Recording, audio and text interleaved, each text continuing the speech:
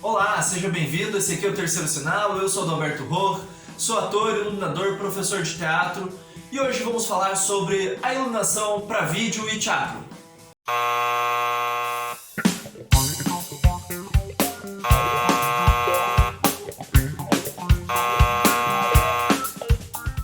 Como foi dito já no vídeo sobre interpretação, sobre atuação, tanto para vídeo quanto para teatro, se você não viu esse vídeo, corre lá, assista. Tanto teatro como o vídeo são duas linguagens diferentes. O que é isso? São dois jeitos de comunicar, né, diferentes, com características diferentes. Então, só nisso já vai ter uma diferença você fazer a iluminação pensando em um ou pensando em outro. Quando você vê uma peça acontecendo e daí alguém filmou, só transmitiu, muito provavelmente alguma coisa ou outra vai estar com uma qualidade diferente do que foi imaginado. Ou no vídeo, provavelmente, se a peça foi idealizada, né? A iluminação foi idealizada pro palco ali, daí só foi filmado de última hora. Provavelmente no vídeo vai estar alguma coisa fora do que foi imaginado. Se for meio que vice-versa, assim, a pessoa pensou primeiro no vídeo e daí alguém foi lá assistir presencialmente, vai estar meio diferente, meio fora do que estava sendo proposto com relação ao vídeo. Por quê? Porque as duas coisas são um pouco diferentes, a não ser que você vá pensando já, né, quem for fazer o espetáculo ali, a apresentação, já construa a iluminação pensando nas duas linguagens ao mesmo tempo, ou pensando em agregar uma na outra, ser uma coisa híbrida. Aí é outra história, outra relação. Mas, via de regra, então, o que a gente precisa pensar para entender que da iluminação no teatro e da iluminação no vídeo? No teatro você tem o quê? Tem que lidar com a presença. Como? Que se a luz falhar naquela hora ali, é uma coisa que o espectador que está ali, está presente, e o ator que está ali naquele momento vão ter que lidar com aquilo. Então tem uma coisa de presença, assim, se o operador cometeu um erro e piscou a luz por algum motivo e não era para piscar, isso vai significar alguma coisa para quem está assistindo ou para quem está no palco.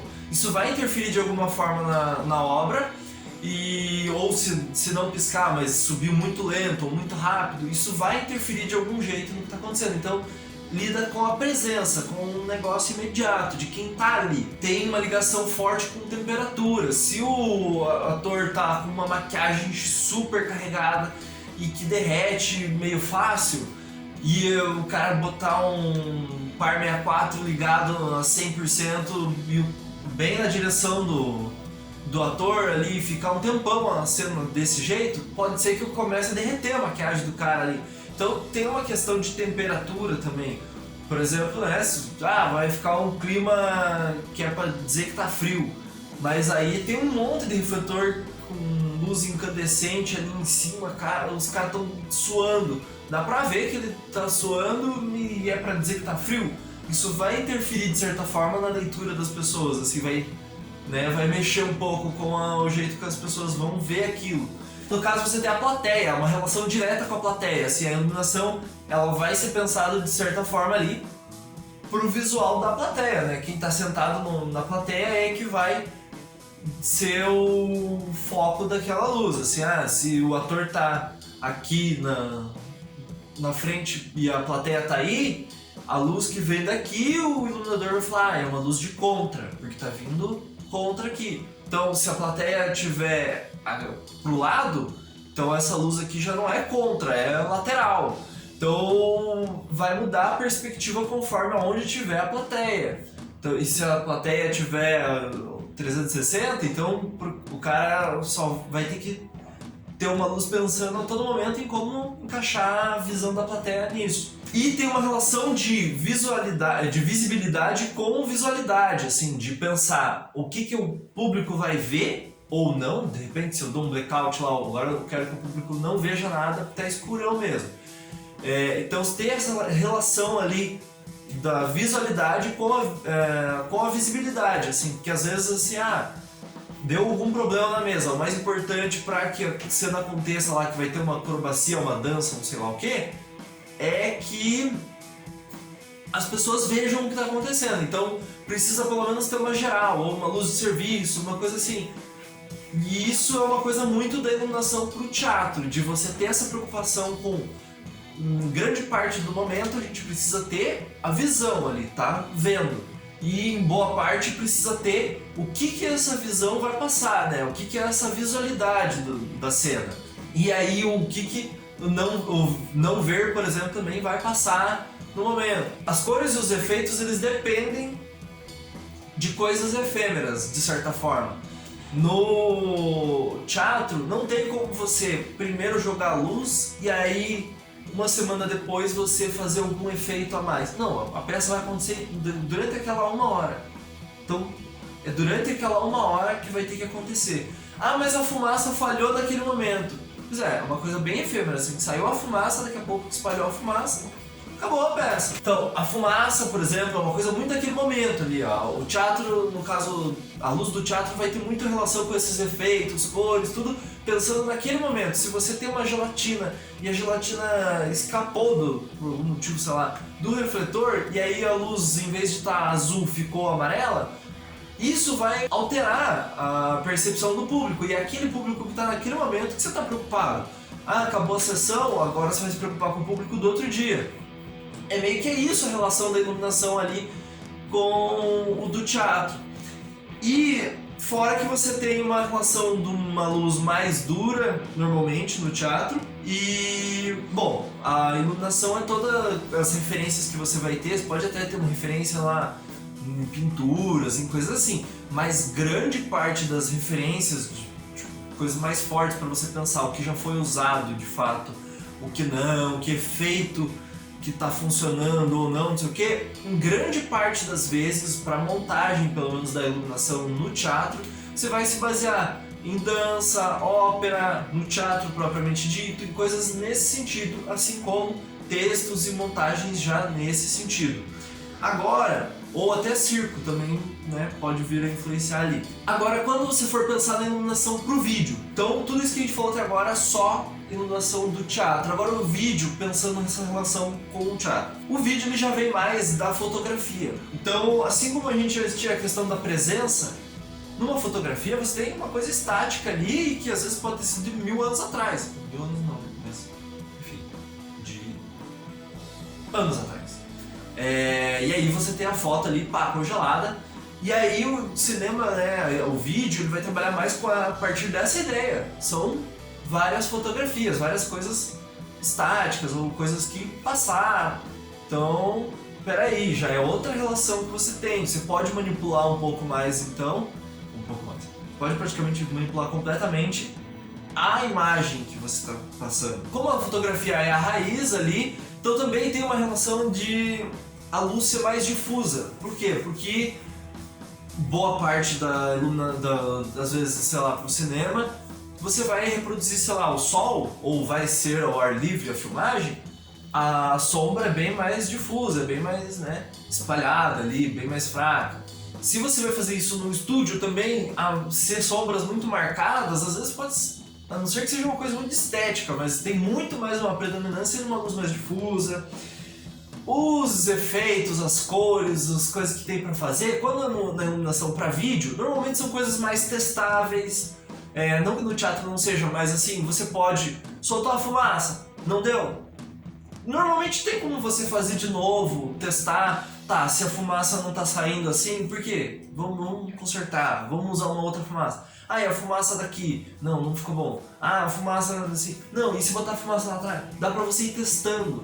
Ah, não, e a cor, dá pra você pôr camadas de cor, dá pra você fazer o efeito só na pós-produção, por exemplo. E não, ou seja, não tem aquela coisa do efêmero, do tipo, pá, já acabou. Porque o teatro em 1 hora você tem que dar conta da iluminação.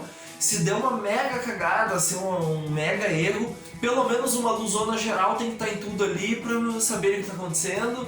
Ou senão vai ficar tudo no escuro, num blackout total o tempo inteiro. E aí no vídeo não tem essa coisa, tipo assim, o filme vai ser 1 hora de filme, por exemplo, ou 40 minutos, 20 minutos de curta, sei lá, do que for a parte de vídeo, você tem aquele tempo ali que é do produto final, mas você pode ter testes antes, teste de vídeo, só usar fotos para poder elaborar a imagem. Você pode ter várias coisas antes e isso aí, ou seja, não é uma iluminação que é efêmera, que tipo, vai se dissipar em pouco tempo ali. Você vai gravar no horário do pôr do sol, você pode gravar 2, 3 dias, 4, tipo, via de regra você não tem por que gravar em um dia e acabou, não tem mais por que fazer naquilo. Tem que ser naquele dia. Não tem essa obrigatoriedade. E aí você tem uma relação muito mais assim... também tem uma relação do que você vai deixar ver, né, da visibilidade, mas diferente do teatro, você tem mais uma relação de visualidade e de desenho. Como que você desenha essa luz de propósito, sem deixar que escapem as coisas, até porque aquilo ali vai virar um material pronto e estático depois, assim.